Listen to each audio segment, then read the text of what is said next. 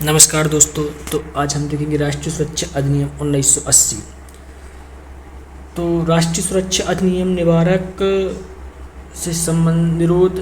निरोध से संबंधित है। तो राष्ट्रीय सुरक्षा अधिनियम निवारक निरोध से संबंधित है।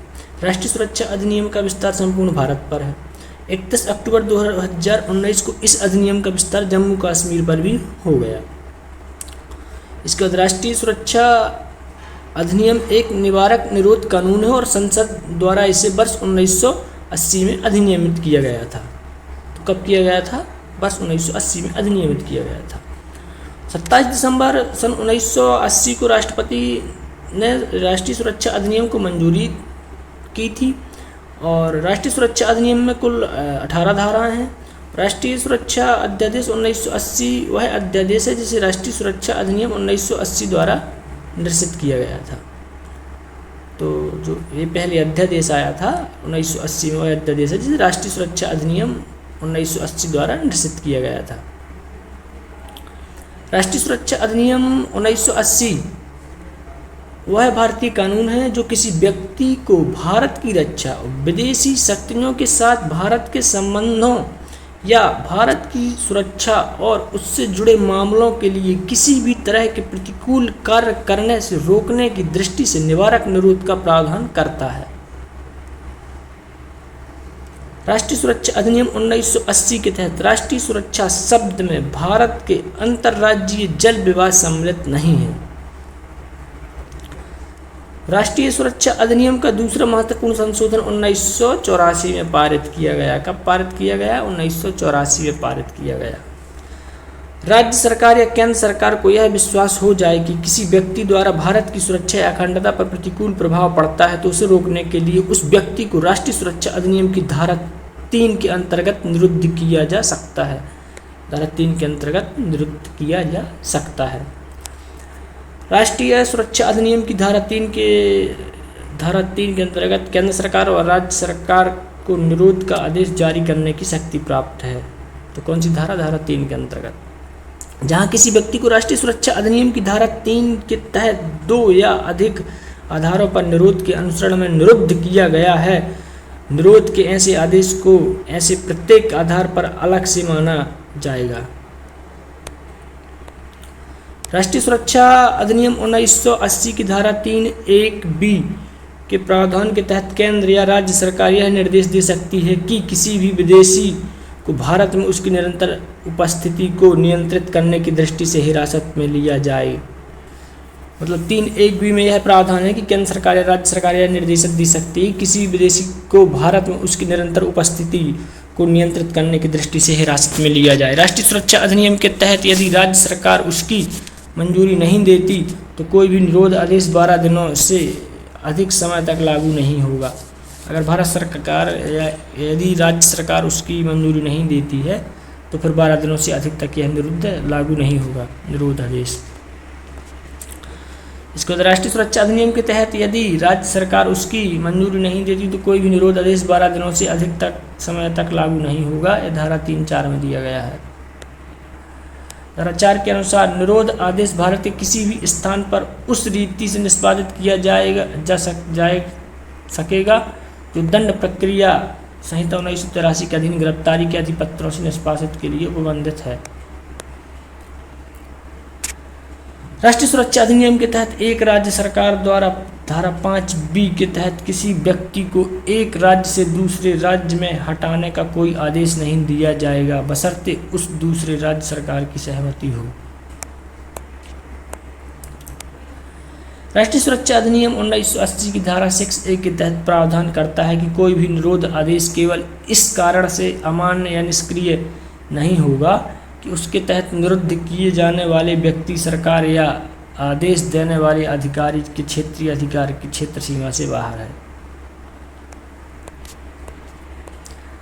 राष्ट्रीय सुरक्षा अधिनियम के तहत किसी फरार व्यक्ति द्वारा आदेश का पालन न करने पर 1 वर्ष तक का कारावास की सजा है। धारा 7 के अंतर्गत इसका प्रावधान है कि राष्ट्रीय सुरक्षा अधिनियम के तहत किसी फरार व्यक्ति द्वारा आदेश का पालन न करने पर 1 वर्ष तक का कारावास की सजा हो सकती है।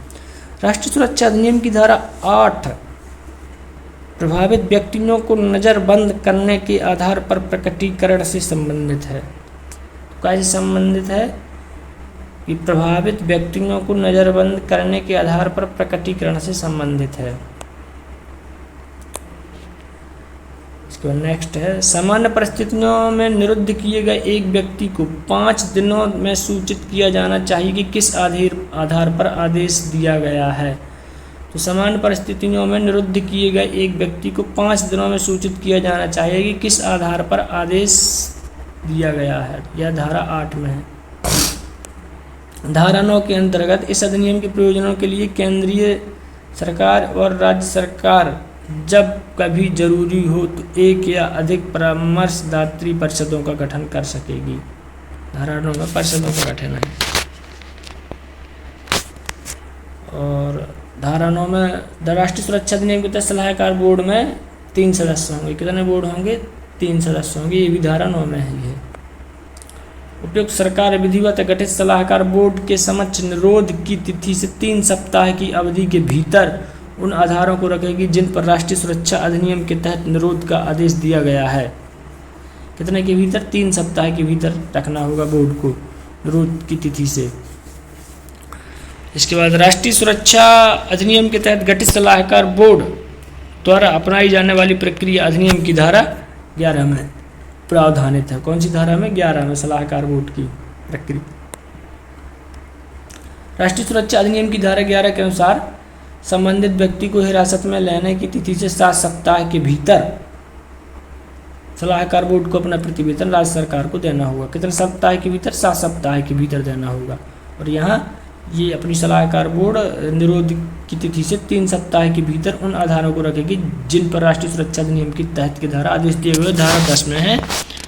और ये 7 सप्ताह के भीतर उसे उस संबंधित रिपोर्ट को प्रतिवेदन सरकार को सौंपना होगा। 7 सप्ताह के भीतर धारा 11 में है। इसके बाद राष्ट्रीय सुरक्षा अधिनियम के तहत गठित सलाहकार बोर्ड द्वारा अपनाई जाने वाली प्रक्रिया अधिनियम 11 में प्रावधानित है। राष्ट्रीय सुरक्षा अधिनियम की धारा 11 से संबंधित व्यक्ति को हिरासत में लेने की 7 सप्ताह के भीतर सलाहकार बोर्ड को अपना प्रतिवेदन उपयुक्त सरकार को सौंपना होगा। जब राष्ट्रीय सुरक्षा अधिनियम के तहत गठित सलाहकार बोर्ड के सदस्यों के बीच मतभेद हो जाता है तो ऐसे सदस्यों को बहुमत की राय से सिद्ध माना जाएगा। और यह भी धारा 11 में है। प्रत्येक ऐसी परिषद 3 ऐसे व्यक्तियों की होगी जो या तो उच्च न्यायालय के न्यायाधीश हों या रह चुके हों या इस रूप में नियुक्त किए जाने के लिए अर्हता रखते हों। और ऐसे व्यक्तियों को समुचित सरकार द्वारा नियुक्त किया जाएगा। यदि सलाहकार बोर्ड ने रिपोर्ट किया है कि उसकी राय में राष्ट्रीय सुरक्षा अधिनियम के तहत किसी व्यक्ति के निरुद्ध करने का कोई पर्याप्त कारण नहीं है तो उपयुक्त व्यक्ति को सरकार निरोध का आदेश रद्द करेगी और संबंधित व्यक्ति को तुरंत रिहा करेगी। यह धारा 12 में है। कौन सी धारा में है? धारा 12 में है। धारा 12 में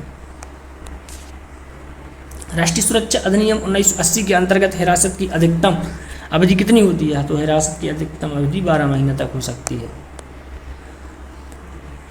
धारा 13 में निरोध की अधिकतम अवधि का उल्लेख किया गया है जो निरोध के दिनांक से 12 माह तक की होगी। कब तक की होगी? 12 माह तक की होगी अधिकतम अवधि।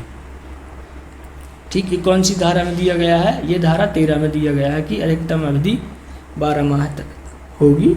और अगर वो निरोध के विरुद्ध मतलब तहत व्यक्ति निरोध को कोई पर्याप्त कारण नहीं मिला है तो उसे तुरंत रिहा कर दिया जाएगा। ये धारा 12 में है।